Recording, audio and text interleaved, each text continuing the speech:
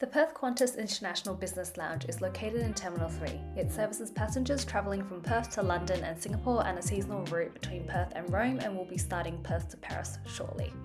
The lounge offers a gorgeous motorised outdoor patio area which allows for fresh air and natural light, shower suites and food and beverage offerings including a barista and bar service.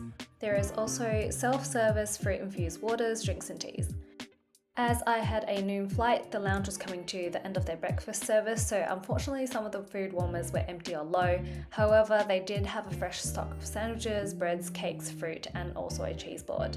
I feel like the food that they did have available was fairly limited in range, but I loved that the staff were really attentive and also always willing to help. The lounge once had a wellbeing studio where they offered 15-minute stretching classes operated by Bodhi, but this was shut down recently to create additional seating in the lounge, so I can't wait to see what that looks like once it's all done.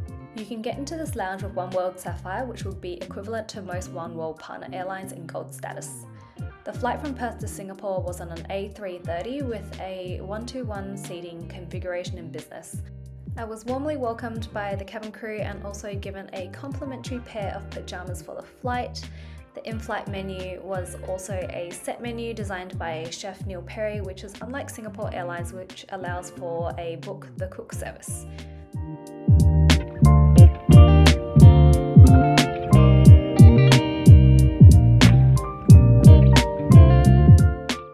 The in-flight amenities are samples of Latia products, a dental kit, earplugs, socks and a sleeping eye mask, which was actually so helpful when I landed in Singapore because I absolutely forgot to pack my own when I was packing my bags. The seats adjust so you can lie flat if you want to take a nap, and you can ask the cabin crew to help with setting it up. I did find that sleeping on my side was a lot more comfortable than on my back, but being 5'2", there was plenty of leg room for me. There was a great selection of in-flight entertainment, although I was told in the lounge that IFE was not going to be available, so I'm not sure where the communication breakdown happened. The in-flight food service started off with drinks and snacks, and the cabin crew laid a sheet over the pull-out table, which really made dining on a plane much more luxe. I also appreciated the selection of breads they had, including sourdough and rye. I also really loved that they were using pepper saya butter, which is something I'm very currently in love with. The entree that I chose to start with was the prawn and kimchi dumplings with marinated cucumbers. They were so flavorful and delicious, and I had a generous serving of sauce to go with them. The cucumbers were crispy and just had the right amount of spiciness, and I genuinely cannot fault this dish nor any of the other ones that I had on this flight. Moving on to mains, I ordered the seared snapper with scallops, roast kipper potatoes and shellfish sauce.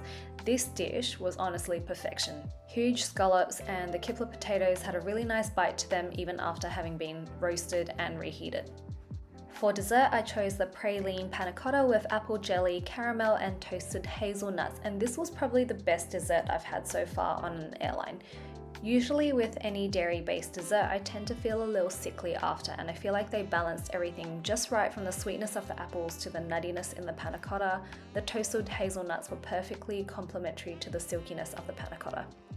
I basically rolled out of this flight into Singapore, and I cannot wait to fly with Qantas again. They have always done such a great job with the services they provide, and I cannot wait to see them again.